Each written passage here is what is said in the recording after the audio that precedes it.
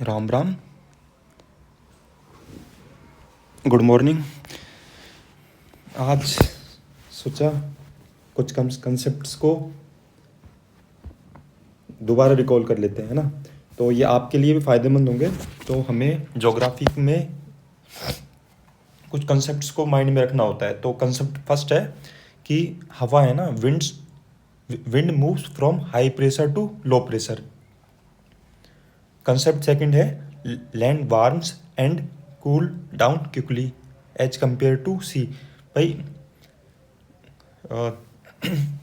धरती मतलब जैसे अपना स्थल है ना, स्थल वो समुद्र के सापेक्ष जल्दी गर्म होता है। कंसेप्ट थ्री है जो विंड जिस तरफ से चलेगी उसी अकॉर्डिंग उसी का नाम होगा। जैसे ईस्टर्ली पूर्व मतलब इस डायरेक्शन की तरफ से चल रही है तो इसका नाम ईस्टर्ली हो गया, और वेस्टर्ली वेस्ट की तरफ से चल रही है तो इसका नाम वेस्टर्ली हो गया। इसी प्रकार सी ब्रिज हो गया कि सी की तरफ से पवनें चलेंगी तो सी ब्रिज कहलाएंगी, और लैंड की तरफ से चलेंगी तो लैंड ब्रिज कहलाएंगी। और यहीं मैं इसको सेपरेट भी डिस्कस कर लूँगा, सी ब्रिज एंड लैंड ब्रिज का। अभी एक थोड़ा प्रॉब्ली बता देता हूँ कि जैसे कोई हवा क्यों चलती है। अभी हवा जैसे फर्स्ट में कंसेप्ट फर्स्ट में बताया कि wind moves from high pressure to low pressure. तो सी की तरफ से चलेगी। अब कहाँ की चलेगी, यहाँ पे सी ब्रिज में क्या होता है, सी की तरफ से चलेगी। कहाँ चलेगी, ऑब्वियस बात है, एक ही बचा, स्थल लैंड की तरफ चलेगी। तो क्यों चलेगी, क्योंकि वहाँ पे लो प्रेशर रहा होगा। अब ऑब्वियस बात है, लो प्रेशर लैंड पे रात में तो रहा नहीं होगा, तो ऑब्वियस बात है वो दिन में ही रहा होगा। तो क्योंकि सन की एनर्जी के चलते हैं ना, तो लैंड पे लो प्रेशर क्रिएट हो जाता है ना।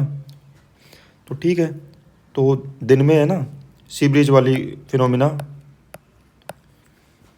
होता है ना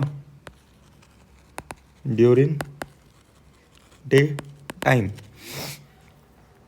और जैसे फॉर एग्जांपल मैं इसको यहीं पे एक्सप्लेन कर देता हूँ, है ना।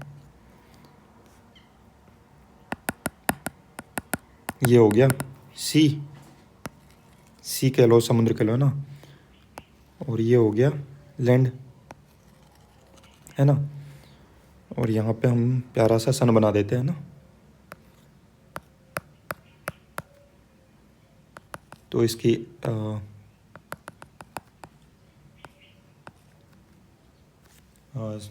रेडिएशंस आ रही हैं, ठीक है। तो इसके चलते ये पे मतलब लैंड गर्म हो जाता है ना, ठीक है। तो विंड कहाँ से चलती हैं, ऑब्वियस बात है यहाँ पे चूँकि ये गर्म हो गया। वैसे यार मैं बाद में बता दूंगा, है ना इसको। यहाँ पे तो एक वर्बली लैंड हो गया वार्म, और एज कंपेयर टू सी, और सी तो कोल्ड रहेगा ही। और ये वार्म एयर राइज होगी तो यहाँ लो प्रेशर क्रिएट होगा, यहाँ वॉइड होगा, तो उसको भरने के लिए यहाँ सी से ठंडी मतलब सी से कोल्ड विंड्स चलेंगी तो उन्हें सी ब्रिज कह देंगे। अब इसी के मैं अभी क्या जगह तो है नहीं, मतलब हालांकि स्पेस पे क्रिएट कर दूंगा, सॉरी। तो इसी के रिवर्स फिनोमिना क्या होता है नाइट के टाइम पे, क्योंकि हमने फर्स्ट कंसेप्ट पढ़ा कि सेकंड कि land warms and cool down quickly. अब जैसे टेम्परेचर हुआ, फिर जैसे वाटर है तो उसकी टेंडेंसी है कि एज कम्पेयर टू लैंड वो थोड़ा मतलब देर से गर्म होता है और देर से ठंडा होता है। तो ठीक है, तो ये नाइट में क्या होता है, ड्यूरिंग नाइट टाइम में लैंड तो जल्दी ठंडा हो जाता है, तो यहाँ हाई प्रेशर क्रिएट हो जाता है एज कम्पेयर टू सी। तो वहाँ पे यहाँ पे लैंड ब्रिज में है ना, तो वही सागर की तरफ मतलब सी की तरफ, ओशन की तरफ विंड्स चलेंगी, है ना। तो ये कहलाएंगी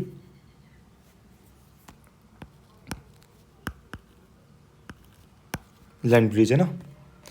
मैं इसको ढंग से एक्सप्लेन करता हूँ कि when air is heated due to high temperature its molecules absorb energy, ठीक है, get vibrate, move more rapidly and they also spread out. जब इसमें लिखा गया है कि जब एयर, भाई जैसे सूरज के गर्मी से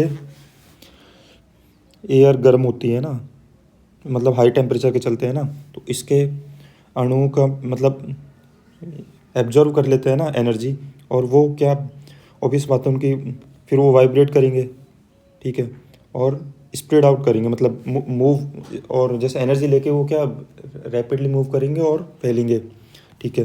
due to this expansion tendency of particles create more space at place. अब इसके चलते क्या होता है, यहाँ पर ज़्यादा स्पेस क्रिएट हो जाता है। सो ड्यू टू दिस, अब इसके चलते डेंसिटी अपने आप ही रिड्यूस हो जाएगी कि भाई मतलब फैलेंगे, फैलने से अपने आप ही ऑब्वियस बात है कि डेंसिटी रिड्यूस हो गई, ठीक है।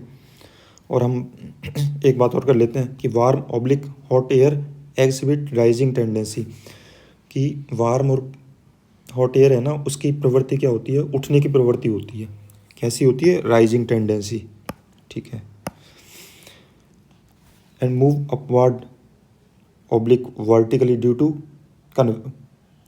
सॉरी, यहाँ पे मिस्टेक हो गया, spelling mistake, due to convection. इसे हम हिंदी में संवहन प्रक्रिया भी कह देते हैं ना। इसमें मतलब गर्म हवा वर्टिकली मूव करती है, ठीक है। So after rising hot air, अब ये चलो राइज भी हो गई होली, तो अब इससे क्या लो प्रेशर क्रिएट हो जाता है ना, क्योंकि ऑब्वियस बात है, अब प्रेशर है, जैसे हवा का ही तो वो पार्टिकल्स का ही तो दबाव था, वो सारे एयर मॉलिक्यूल्स ऊपर उठ गए, तो जगह भी, अब ऑब्वियस बात है वो प्रेशर का इंसर्ट करेंगे इस जगह पे। तो एक तो यहाँ दो प्रक्रिया हुई, एक तो लो प्रेशर क्रिएट हो गया, और दूसरा यहाँ वॉइड भी क्रिएट हो गया है ना, मतलब ये रिक्त स्थान हो गया। तो अब उसको भरने के लिए कोई तो आएगा। जैसे फॉर एग्जांपल मैं अभी इस लाइन को समझाता हूँ ना, एयर थी, तो फर्स्ट पार्टिकल में ये जनरल फिनोमिना था, है ना, लेकिन सेकंड पार्टिकल में जैसे टेम्परेचर इंक्रीज हो गया यहाँ पे, है ना, टेम्परेचर इंक्रीज हो गया, तो उसके चलते क्या एयर राइज हो गई, मतलब टेम्परेचर ग्रहण करके ये एक्सपेंड हो गए, एयर मॉलिक्यूल्स एक तो एक्सपेंड हो गए, इससे क्या डेंसिटी रिड्यूस हो गई, और क्या ये ऊपर उठ गए, इससे क्या हुआ मतलब यहाँ पे ऑब्वियस बात है, फिर इस जगह तो कोई प्रेशर भी नहीं लगा रहा, तो कम मॉलिक्यूल्स बचेंगे, या फिर बचेंगे ही नहीं, मतलब बहुत कम मॉलिक्यूल्स बचेंगे, तो लो प्रेशर हो गया और जगह भी खाली हो गई। तो expansion of particles of hot air and, मतलब सॉरी पूरा नहीं लिखा, तो यहाँ पे क्या हुआ, एक तो वॉइड क्रिएट हो गया, है ना, दूसरा है लो प्रेशर क्रिएट हो गया, दो प्रक्रिया हो गई। अब इसको भरने के लिए कौन आएगा, after this phenomena cold air fill this gap. अब कोल्ड एयर वही होगी जिसमें मतलब हाई प्रेशर वाली होती है ना, और इसमें मॉलिक्यूल्स पास होते हैं ना, तो ये सब प्रक्रिया होती हैं। तो लैंड ब्रिज सी ब्रिज भी आपको समझ में आ गया होगा, और ये सभी जगह लगता है वाला कंसेप्ट, आप बहुत सारी जगह ज्योग्राफिक में आप इसको यूज कर सकते हो। मैंने समझाने का प्रयास किया, और कुछ मिस्टेक हुआ हो तो मुझे इसके लिए सॉरी, थैंक यू।